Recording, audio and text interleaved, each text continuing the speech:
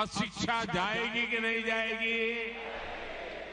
कोई बच्चा अगर बीच में स्कूल छोड़ रहा है, हम उसको पहचान ले, उसको मिलने जाए, उसके माँ बाप को मिलने जाए, उसको स्कूल ले जाए, सेवा भी होगी, भाजपा का काम भी हो जाएगा।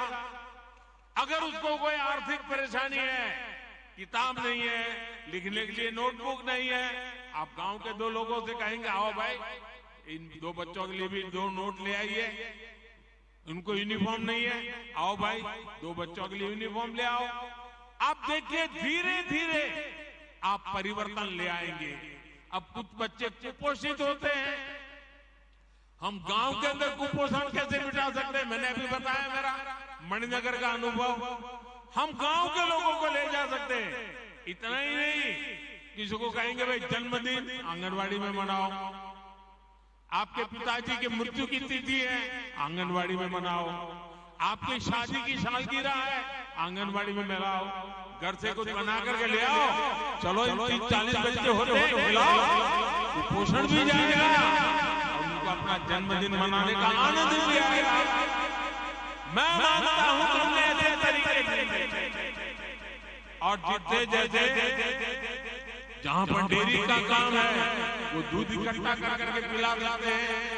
मैं समझता हूं कि यही तरीके होते हैं जिन तरीकों से हम बहुत तेजी से आगे बढ़ सकते हैं, और मैं मानता हूं इसका आदर लोगों को भी लगेगा, ऐसा नहीं है कि नहीं लगेगा।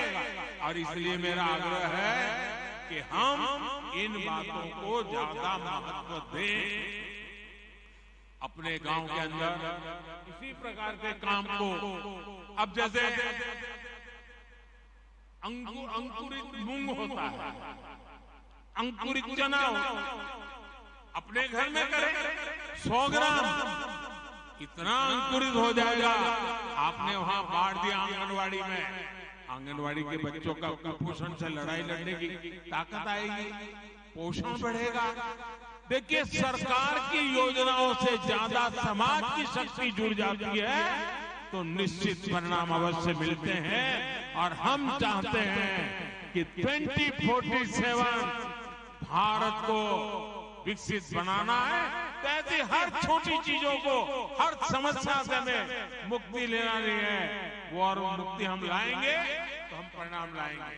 आप जानते हैं कि देश में नई नेशनल एजुकेशन पॉलिसी बनी, उसमें एक बात कही गई है कि बच्चों को प्रैक्टिकल नॉलेज पढ़ाना कम, सीखना ज्यादा, टीचिंग नहीं लर्निंग। ये जब आया है, क्या कभी हम जाए स्कूल में और मास्टर जी से बात करें कि चलो आज बच्चों को हम जरा बाहर ले जाते हैं, मैं भी साथ में आता हूं और बच्चों को बताएंगे देखिए भाई बरगद का पेड़ कौन सा है, चलो देखो नीम का पेड़ कहाँ है, देखो चलो ढूंढ के लाओ कौन सा पेड़ है, फूल है तो कौन सा फूल है। बच्चों की पढ़ाई भी हो जाएगी। कभी कोई कुम्हार होगा गांव में, चलो भैया कुम्हार के घर जाएंगे, वो मिट्टी को कैसे काम करता है, मिट्टी में से घड़ा कैसे बनाता है। यानी स्कूल तो जो करती होगी, लेकिन मेरा बूथ का कार्यकर्ता उसके साथ जुड़ जाता है तो उन बच्चों के जीवन में भी बदलाव आता है। और नई एजुकेशन पॉलिसी, हमारी नेशनल एजुकेशन पॉलिसी अपने आप लागू हो जाती है। कई हस्तशिल्पी होते हैं, चीजें कैसे बनाते हैं, बच्चे जब बारीक से देखते हैं कि सुई धागे से ऐसे ऐसे काम होता है, बच्चे का एक विश्वास बनता है, हम एक सामाजिक कार्यकर्ता बन जाते हैं।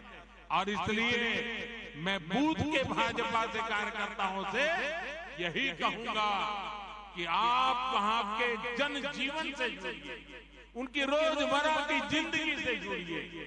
उनकी रोजमर्रा की जिंदगी में राजनीति नहीं होती है, उनकी रोजमर्रा की जिंदगी में आगे बढ़ने का इरादा होता है। उस आगे बढ़ने के इरादे को पहचानिए और अपने आप को उसके साथ जोड़िए, वो आपके साथ जुड़ जाएगा। आपका बूथ मजबूत बनने से कोई रोक नहीं सकता है और इसके लिए हमने आगे बढ़ना चाहिए। आइए अगले सवाल की तरफ चलते हैं। अगले प्रश्न के लिए हमारे बीच श्री रिपू सिंह बिहार से।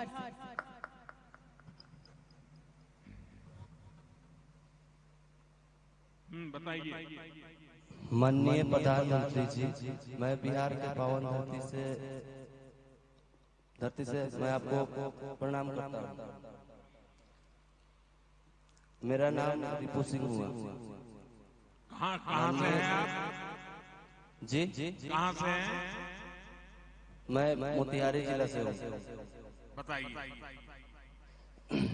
मेरा प्रश्न यह है कि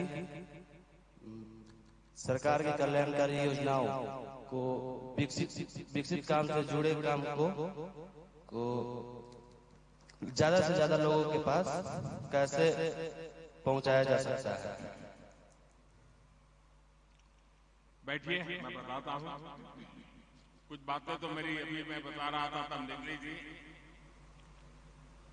देखिए, ये काम हमारे कार्यकर्ता बेहतरीन तरीके से करते आ रहे हैं, लेकिन फिर भी हमें इसमें और अधिक ध्यान देने की जरूरत है। हमारा लक्ष्य सिर्फ किसी एक योजना का लाभ देना भर नहीं है, बल्कि हमारा लक्ष्य सैचुरेशन का है, 100% कवरेज का है। हर सुविधा का लाभ जिसका वो हकदार है उनको 100% हमें पहुंचाना है। जैसे गांव में बहुत से लोगों को पीएम आवास योजना से अपना घर मिला होगा।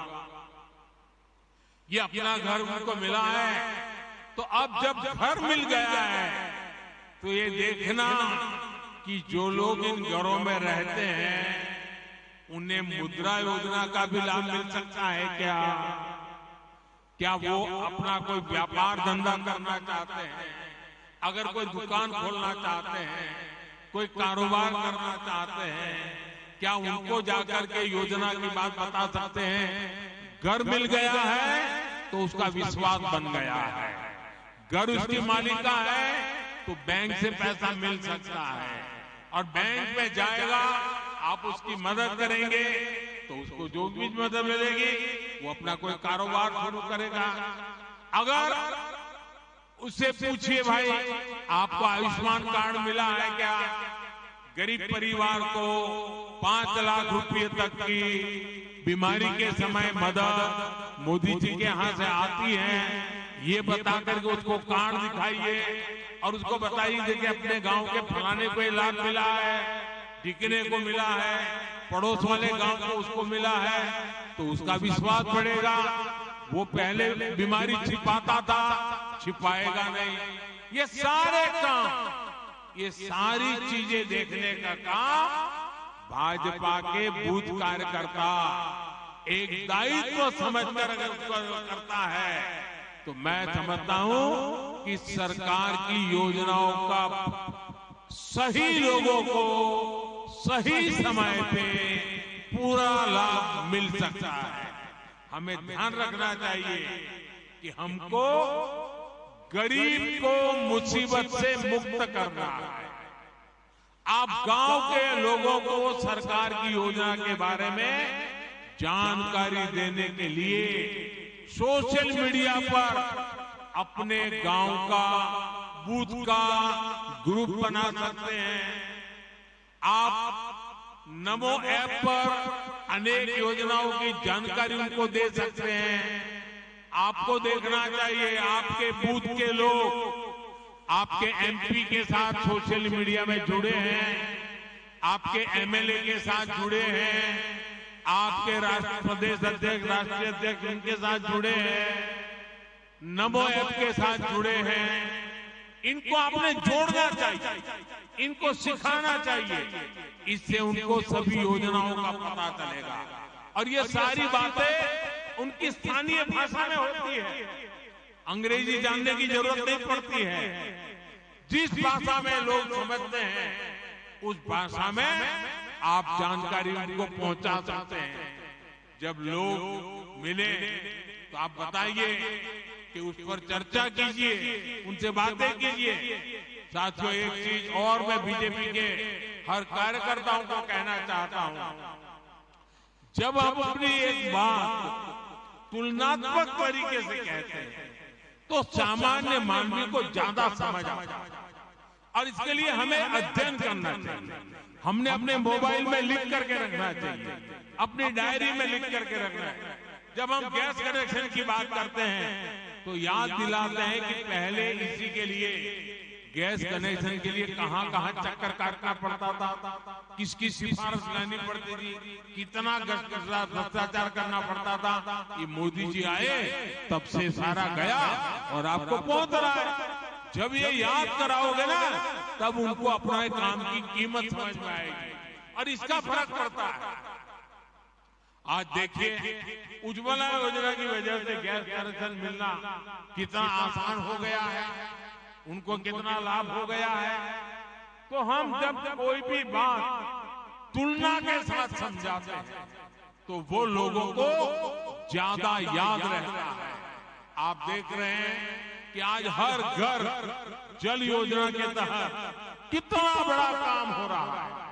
नल से जल 2019 के बाद जब से ये योजना शुरू हुई है तब से 9 करोड़, ये याद रखना चाहिए आपने, 9 करोड़ नए घरों में नल से जल पहुंचने लगा है।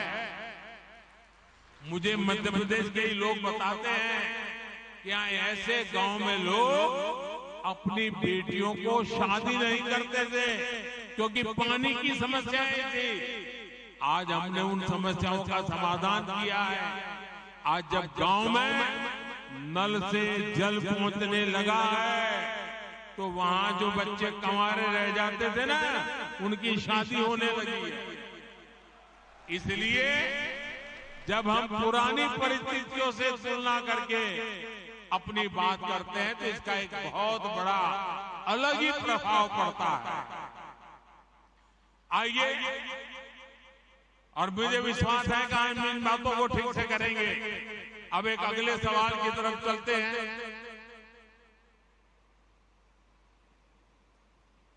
अगला प्रश्न है उत्तराखंड से बहन हिमानी वैष्णव। जय बद्री विशाल माननीय प्रधानमंत्री जी, माननीय प्रधानमंत्री जी को मेरा सादर प्रणाम। मेरा नाम डॉक्टर हिमानी वैष्णव है। मैं देवभूमि उत्तराखंड के सीमांत क्षेत्र चमोली जनपद से हूँ। माननीय प्रधानमंत्री जी को मेरा प्रश्न है, पहले सामाजिक न्याय के नाम पर तुष्टीकरण को बढ़ावा दिया गया।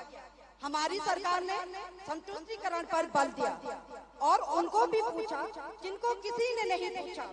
पहले की तुलना में अब आए अंतर को हम सामान्य जन को कैसे बताएं? बहुत ही सवाल बहन आपने पूछा है। कुछ लोग सिर्फ अपने दल के लिए जीते थे, दल का ही भला करना चाहते हैं। वो ये सब इसलिए करते हैं क्योंकि उन्हें भ्रष्टाचार का, कमीशन का, मलाई खाने का, कटमनी का हिस्सा मिलता है। उन्होंने जो रास्ता चुना है उसमें ज्यादा मेहनत नहीं करनी पड़ती और ये रास्ता है तुष्टीकरण का, वोट बैंक का, गरीब को गरीब बनाए रखने, वंचित को वंचित बनाए रखने से ही उनकी राजनीति चलती है। तुष्टीकरण का ये रास्ता कुछ दिनों तक तो फायदा दे सकता है, लेकिन ये देश के लिए महाविनाशक होता है। ये देश के विकास को रोक देता है, देश में तबाही लाता है, देश में भेदभाव पैदा करता है, समाज में दीवार खड़ी करता है। एक तरफ इस तरह के लोग जो तुष्टीकरण करके अपने स्वार्थ के लिए छोटे छोटे कुनबे दूसरों के खिलाफ खड़े कर देते हैं, और दूसरी तरफ हम भाजपा के लोग हैं, हमारे संस्कार अलग हैं, हमारे संकल्प बड़े हैं, और हमारी प्राथमिकता दल से पहले देश की है। और हम सब ये मानते हैं कि जब देश का भला होगा तो सबका भला होगा, जब सबका भला होगा तो देश आगे बढ़ेगा।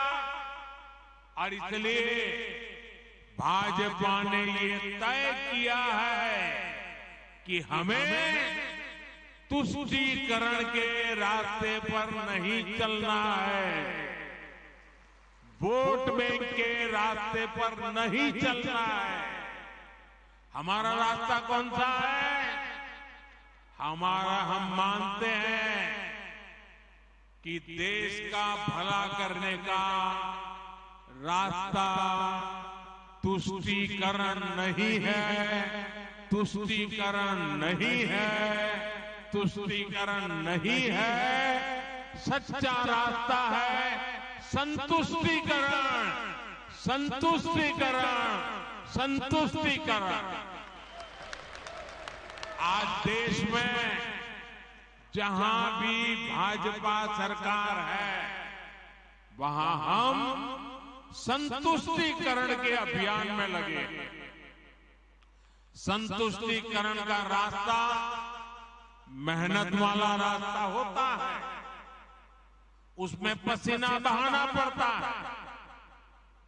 अगर बिजली मिलेगी तो सबको मिलेगी, तब लोग संतुष्ट होंगे। अगर नल से जल का अभियान चलेगा तो हर घर तक चलेगा, हर एक को पहुंचाने का प्रयास होगा।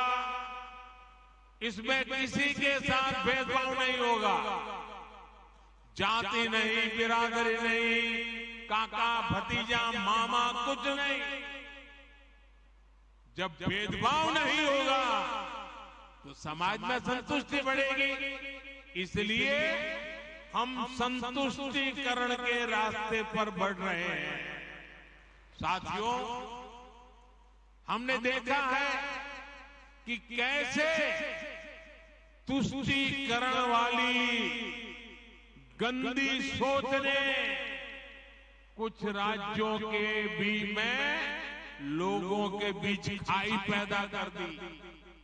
हमने देखा है कि यूपी में हमारे पासी भाई बहन, कोरी भाई बहन, खटीक भाई बहन और धनुक जैसी तमाम हमारे छोटे भाई बहन राजनीति के शिकार हुए और विकास से वंचित रह गए। उधर हम बिहार में देखें तो कोई दलित, कोई महादलित, और उसमें भी नई राजनीति और समाज को बांट दिया। इसकी वजह से एक वर्ग दूसरे वर्ग को आशंका से देखने लगा। कुछ जातियों पर विशेष ध्यान और कुछ जातियों की उपेक्षा। अगर हम दक्षिण भारत की तरफ देखें, वहां भी कभी कभी राजनेताओं ने ऐसे कई समाजों को बर्बाद करके रखा है, भेदभाव को बढ़ाया है।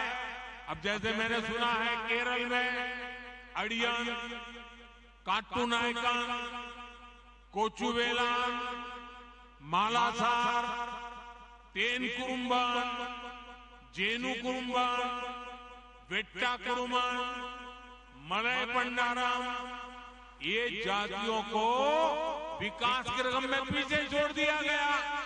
कुछ ही लोगों को मलाई मिलती गई।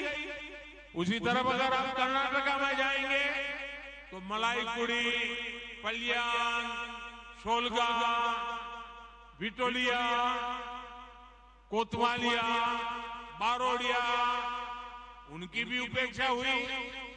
अगर हम तेलंगाना में जाएंगे, कुलिया, जातपुर, चेंचू, मन्नादोरा, हमारे तमिलनाडु में एरवल्लन, काडर, कोंडाकपूर, मलेवेड़े, पालयम, मुडुगर, इन सबको पीछे छोड़ दिया।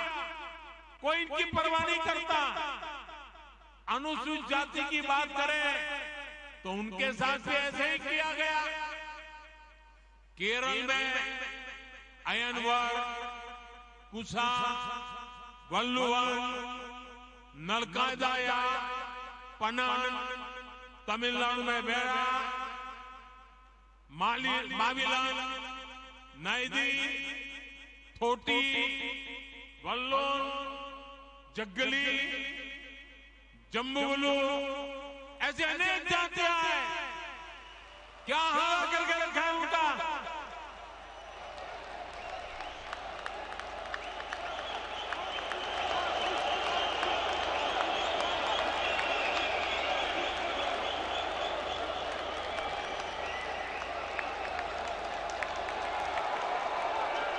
मेरे पास लंबी लिस्ट है।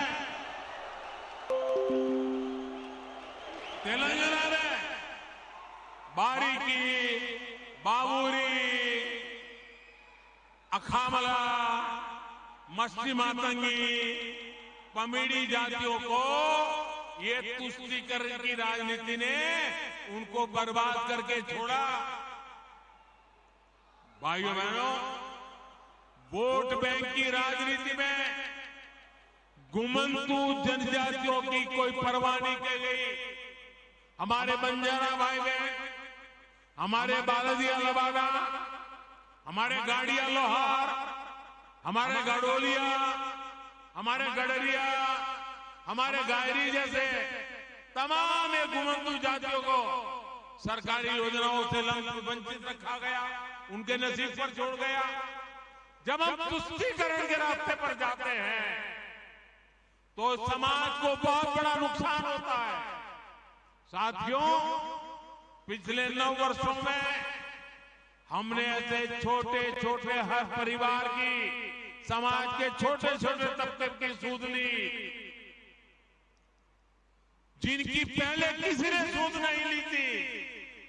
आप देखिए, पीएम स्वनिधि योजना के तहत रेडी पटरे ठेले फुटपाथ पर माल बेचते हैं, सब्जी बेचते हैं, ऐसे साथियों को पहली बार हमने बैंक में ले गए, बैंक के दरवाजे खोल दिए और उनसे बैंक से आसान कम ब्याज से पैसे देने का काम किया। इसी प्रकार इस वर्ष के बजट में हमें पीएम इस बार आने वाला है थोड़े दिन में। आपके पास भी कुछ सुझाव है तो मुझे भेजना। घोषणा की है हमने बजट में, पीएम विश्वकर्मा योजना लेकर के आए हैं। और ये पीएम विश्वकर्मा योजना हमारे विश्वकर्मा साथी जो हाथ और औजार से काम करते हैं, जैसे हमारे लोहार, सोनार, कुमार, सुथार, मूर्तिकार, कारीगर, मिस्त्री, ऐसे सभी साथियों को इस योजना के तहत मदद मिलने वाली है। साथियों, सामाजिक न्याय के नाम पर वोट मांगने वालों ने गांव और गरीब के साथ सबसे अधिक अन्याय किया। भाजपा सरकार ने हमारे बंजारा भाई बहन और गुमंतु समुदाय के लिए वेलफेयर बोर्ड गठित किया। ओबीसी कमीशन को संवैधानिक दर्जा देने का काम भी भाजपा ने किया। और ये भाजपा सरकार ही है जिसने पहली बार गरीब परिवारों को भी शिक्षा और सरकारी भर्तियों में आरक्षण का लाभ दिया। तुष्टीकरण और संतुष्टीकरण में इतना बड़ा फर्क होता है और इसलिए हमारा रास्ता है संतुष्टीकरण, 100% सैचुरेशन। जैसा जैसा रेवेन्यू बढ़ेगा मदद पहुंचती जाएगी। आइए अगले सवाल की तरफ चलते हैं। अगले प्रश्न के लिए बहन रानी चौरसिया उत्तर प्रदेश से जुड़ रही है।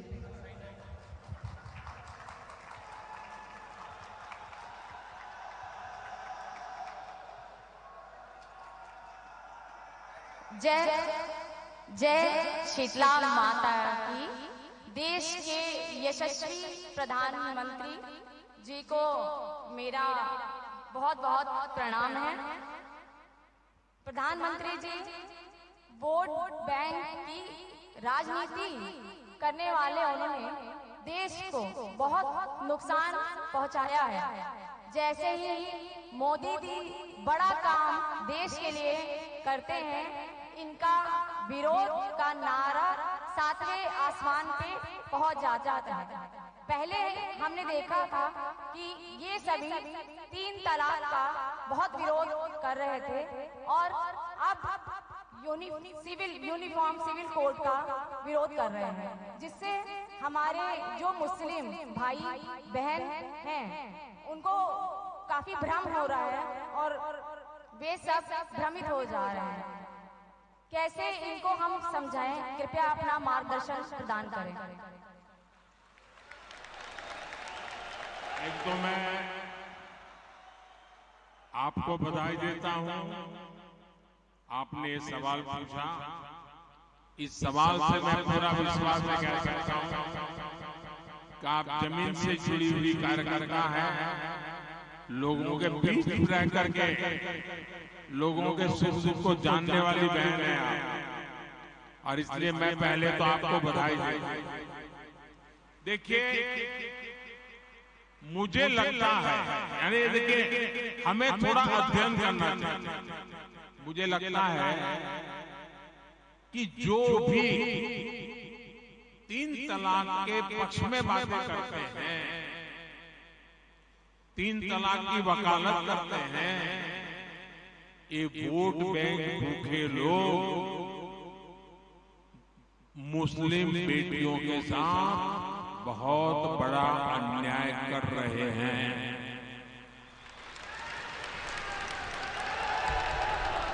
अच्छा, कुछ लोगों को लगता है कि भाई ये 3 तलाक से तो सिर्फ महिलाओं की बात हो रही है। 3 तलाक से जो नुकसान होता है ना, वो सिर्फ बेटियों को होता है, ऐसा नहीं है। उसका दायरा उससे भी बड़ा है। आप सोचिए,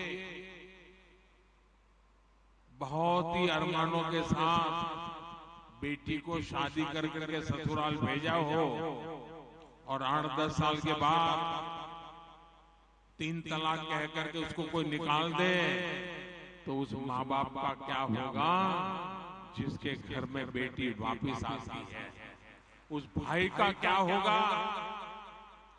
वो भाई, पिता, सब उस बेटी की चिंता में इतने दुखी हो जाते हैं।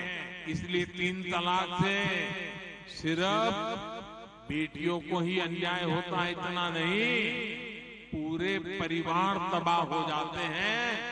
माता, पिता, भाई सब दुखी हो जाते हैं।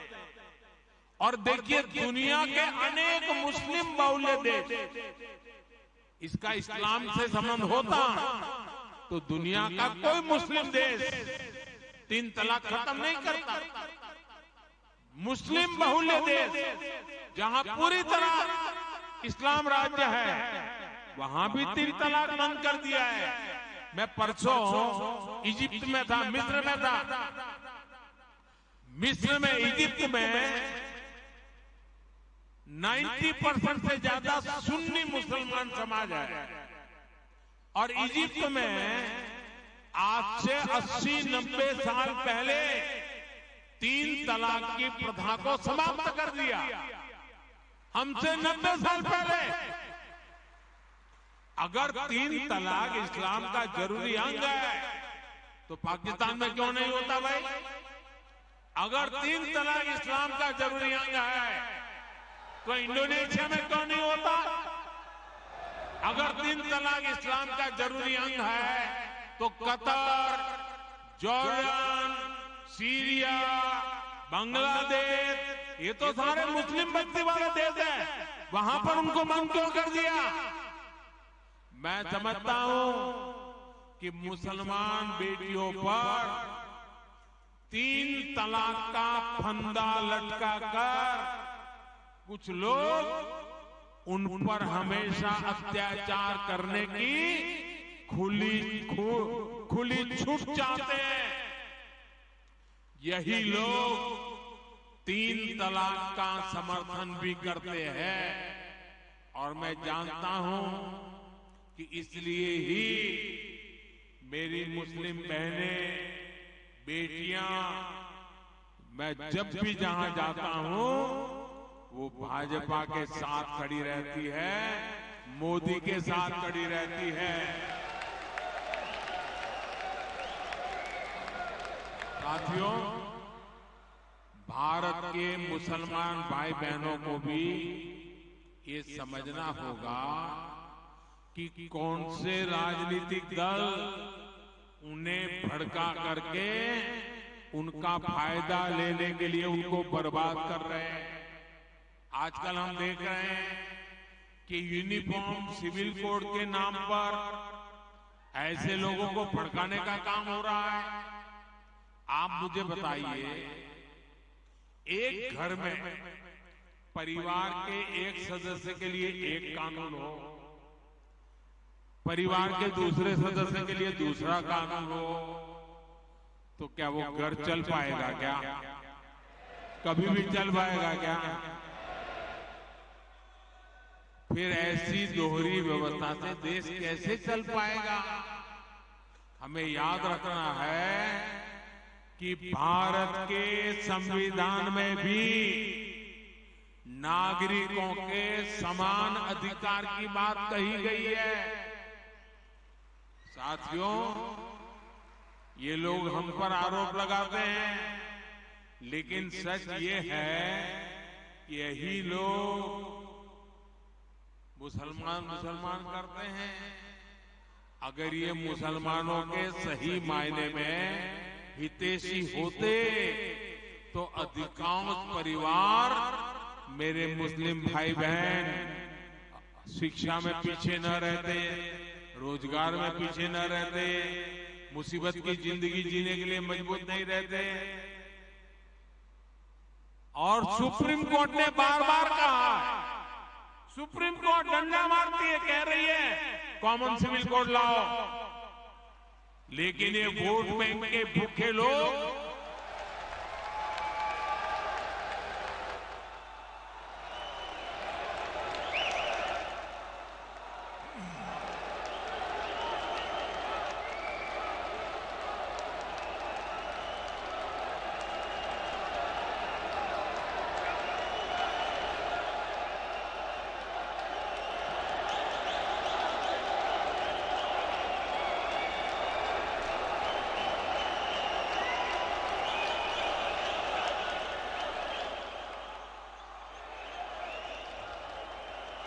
अच्छा, मैं आपको एक और बात बताना चाहता हूं।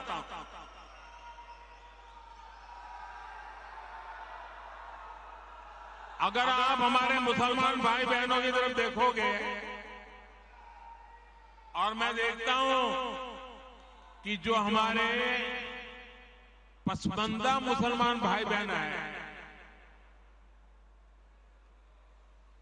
ये वोट बैंक की राजनीति करने वालों ने हमारे जो पसमंदा मुसलमान भाई बहन हैं, उनका तो जीना भी मुश्किल करके रखा हुआ है। वो तो तबाह हो गए, उनको कोई फायदा नहीं मिला है।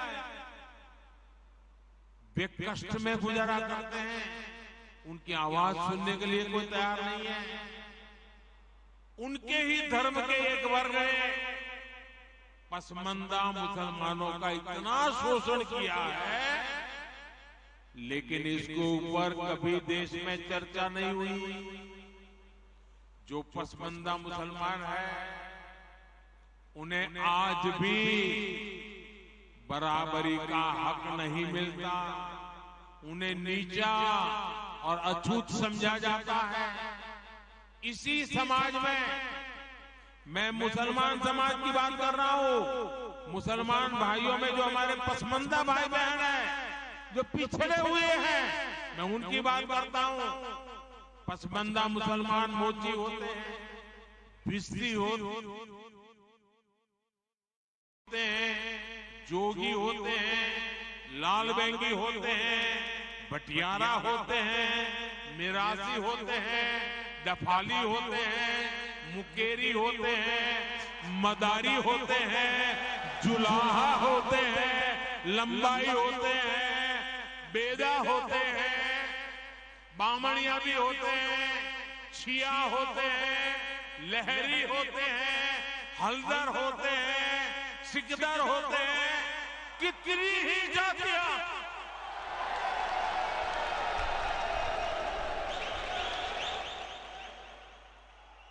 ये सब इतने पिछड़े रहे हैं, इनके साथ इतना भेदभाव हुआ है। भाइयों बहनों, इस भेदभाव का नुकसान उनकी कई पीढ़ियों को भुगतना पड़ा, लेकिन भाजपा देश के हर नागरिक के लिए सबका साथ सबका विकास की भावना से काम कर रही है।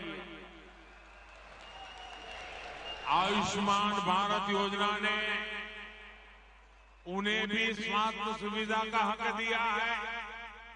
पीएम आवास योजना के तहत उन्हें भी अपना पक्का घर मिल रहा है।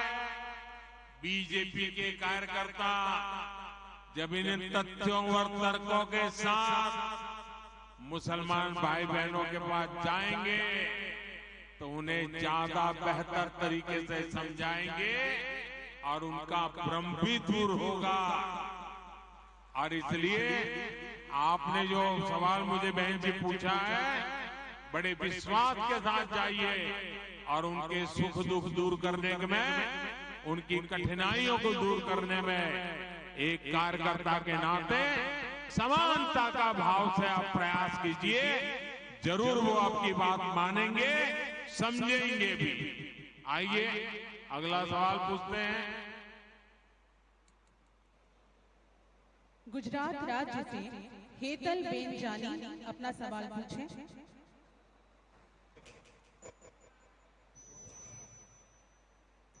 नमस्कार। आदरणीय प्रधानमंत्री श्री नरेंद्र भाई मोदी जी को मेरा शत नमन। मैं हेतल जानी गुजरात के सुरेंद्रनगर जिले से बोल रही हूँ।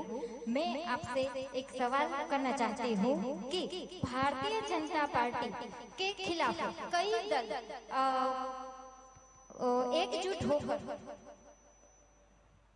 भारतीय जनता पार्टी के खिलाफ कई दल एकजुट होकर लड़ने की कोशिश कर रहे हैं और अलग अलग सोच वाली और एक दूसरे के खिलाफ लड़ने वाली पार्टियां भी आज एकजुट होकर दिखावा कर रही है, नाटक कर रही है। तो आप इसे कैसे देखते हैं?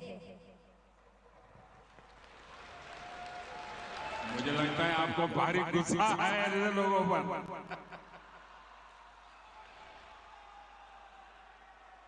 देखिए, ऐसे लोगों पर गुस्सा मत कीजिए, दया कीजिए उन लोगों पर।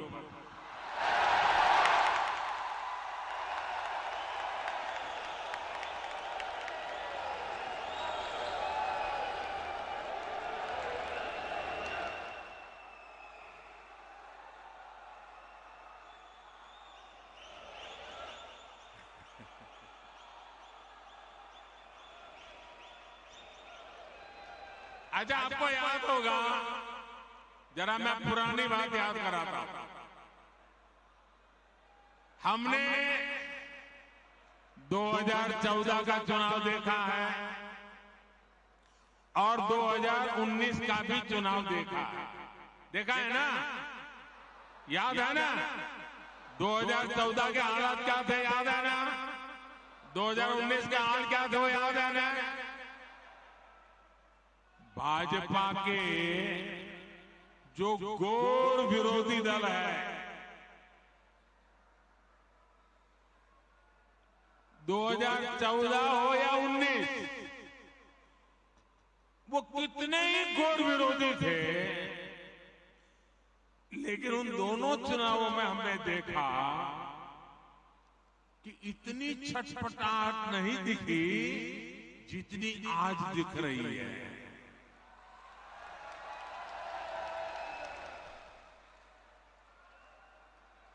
जिन लोगों को कुछ लोग पहले अपना दुश्मन बताते थे, पानी पी पी कर कोसा करते थे, गालियां देते थे, अब उन लोगों को आगे जाकर वो साष्टांग प्रणाम कर रहे हैं, नतमस्तक हो रहे हैं। ये उनकी मजबूरी है। एक विपक्षी दलों की हरकतों से, उनकी घबराहट से साफ है कि देश की जनता ने 2024 के चुनाव में भाजपा को वापस लाने का मन बना लिया है।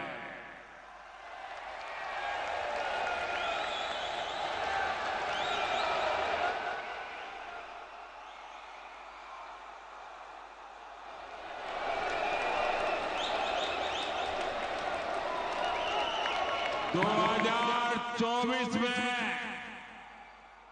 फिर एक बार भाजपा की प्रचंड विजय तय। इसी वजह से ये सारे विपक्षी दल बौखलाए हुए हैं।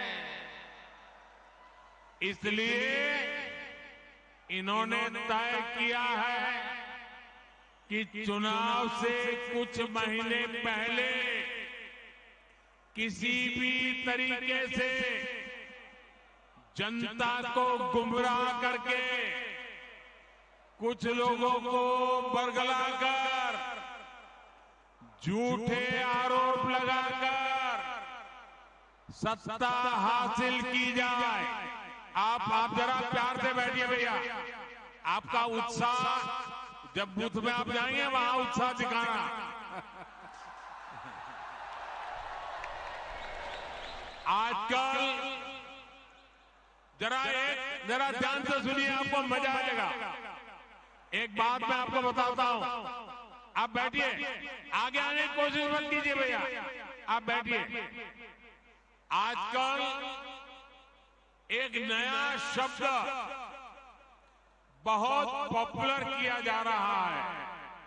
वो शायद शब्द आपके कान पर भी आया होगा। वो जो नया शब्द पॉपुलर किया जा रहा है, वो शब्द है गारंटी। बार बार शब्द आता, गारंटी। भाजपा के कार्यकर्ताओं की ये बहुत बड़ी जिम्मेदारी है।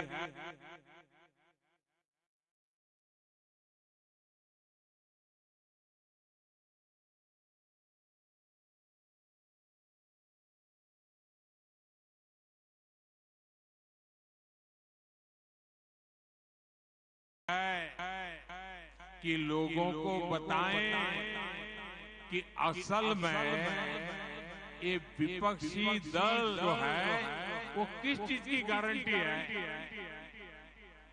गारंटी है भ्रष्टाचार की।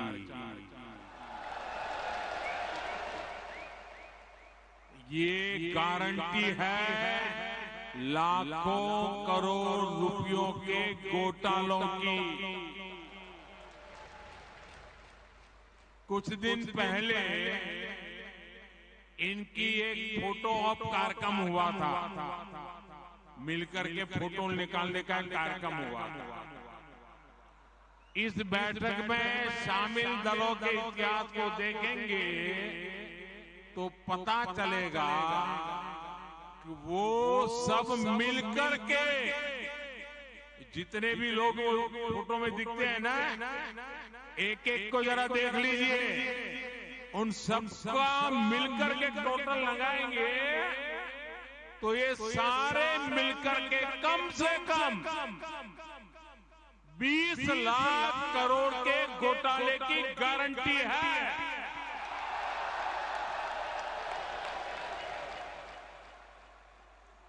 और कांग्रेस का घोटाला ही अकेले लाखों करोड़ों का है।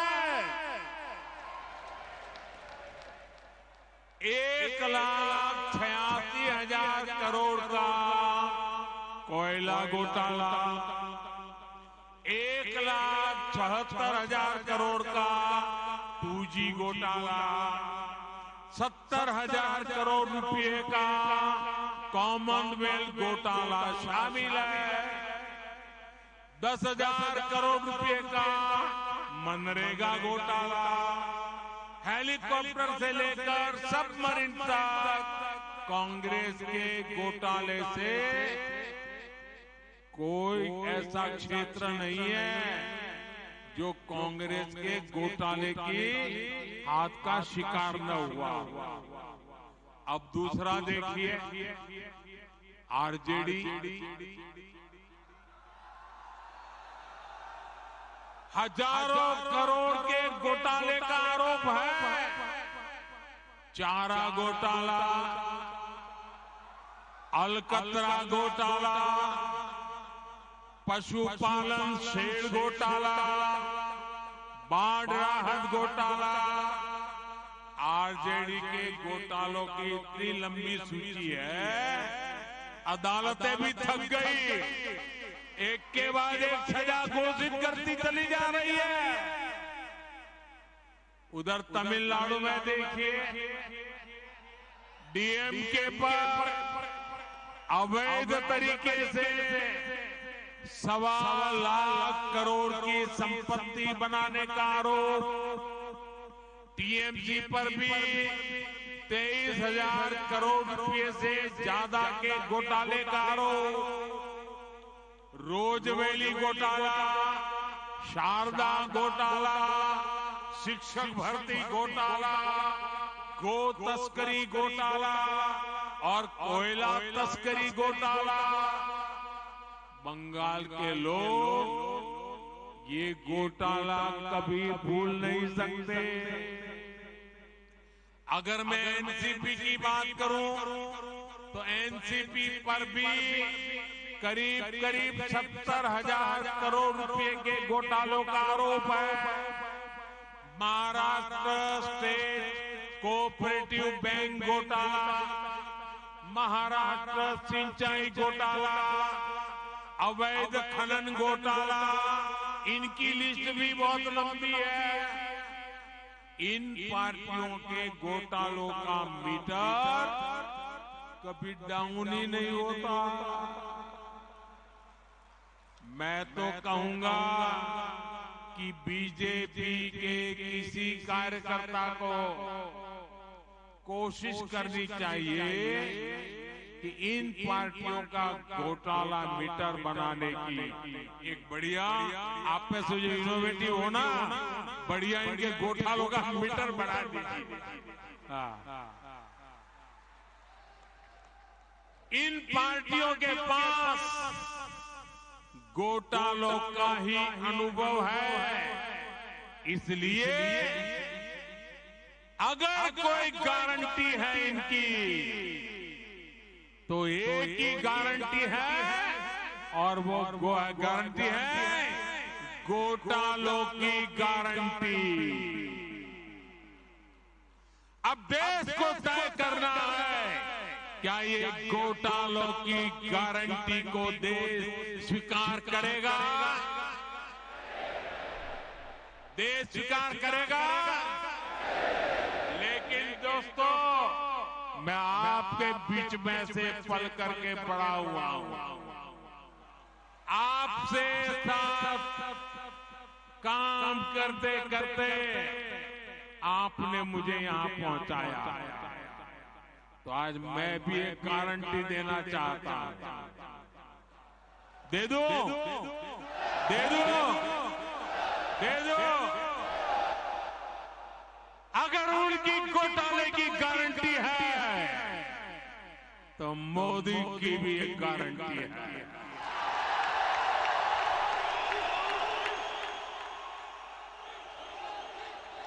और मेरी गारंटी है, हर घोटालेबाज पर कार्रवाई की गारंटी।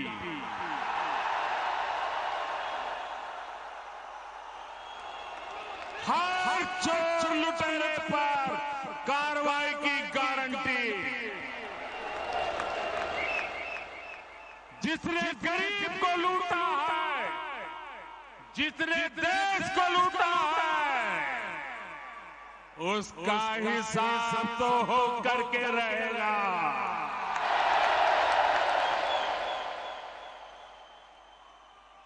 आज जब कानून का डंडा चल रहा है, जब जेल की सलाखें सामने दिख रही है, तब जाकर के ये जुगलबंदी हो रही है।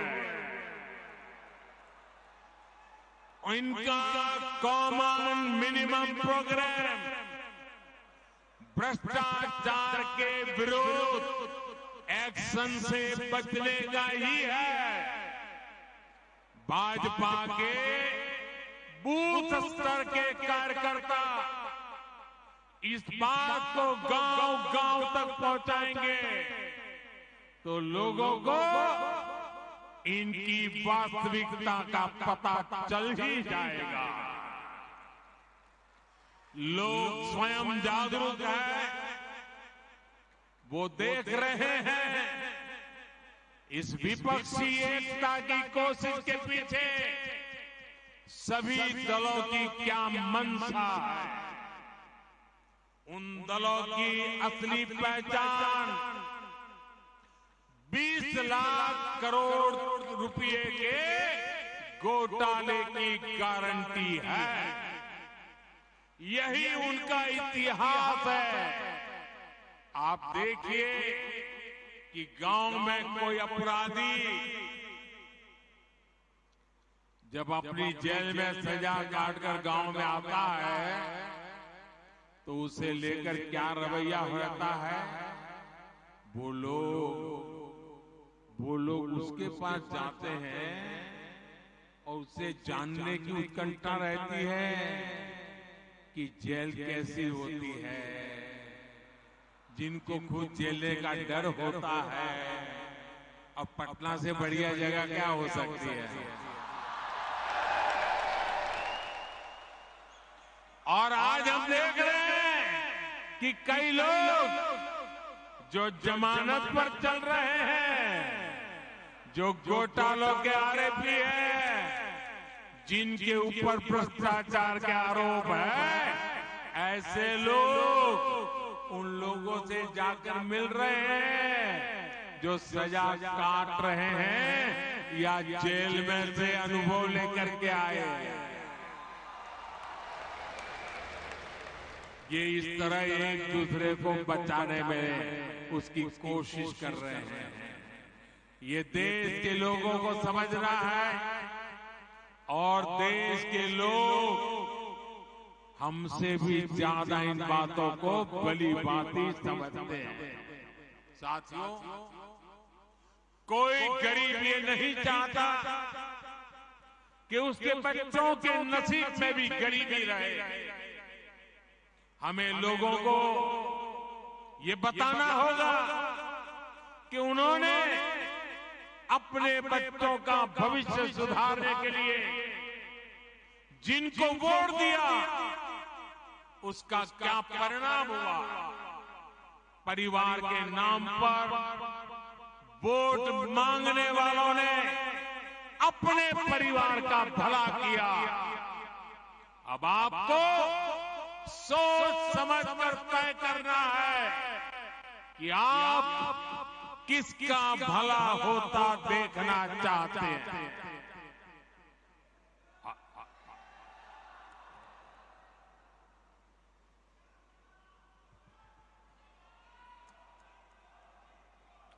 आपको गांधी परिवार के बेटे बेटी का विकास करना हो तो फिर कांग्रेस को वोट दीजिए। आपको मुलायम सिंह जी के बेटे का भला करना है तो फिर समाजवादी पार्टी को वोट दीजिए। अगर आप लालू परिवार के बेटे बेटियों को उनका भला करना चाहते हो तो आरजेडी को वोट दीजिए। आपको शरद पवार जी की बेटी का भला करना हो तो आप एनसीपी को वोट दीजिए। आपको अब्दुल्ला परिवार के बेटे का भला करना हो तो आप नेशनल कॉन्फ्रेंस को वोट दीजिए। आपको करुणानिधि जी के बेटे बेटियों पोते पोतियों का भला करना हो तो डीएमके को वोट दीजिए। आपको के चंद्रशेखर राव की बेटी का भला करना हो तो आप बीआरएस को वोट दीजिए। लेकिन मेरी बात ध्यान से सुनिएगा। मेरे देशवासियों, मेरी बात ध्यान से सुनिएगा। अगर आपको अपने बेटे का, अपनी बेटी का, अपने पोते का, अपनी पोती का, अपने नाते का, अपनी नाती का, अगर आपको अपने परिवार के बच्चों का भला करना है तो आप वोट भाजपा को दीजिए।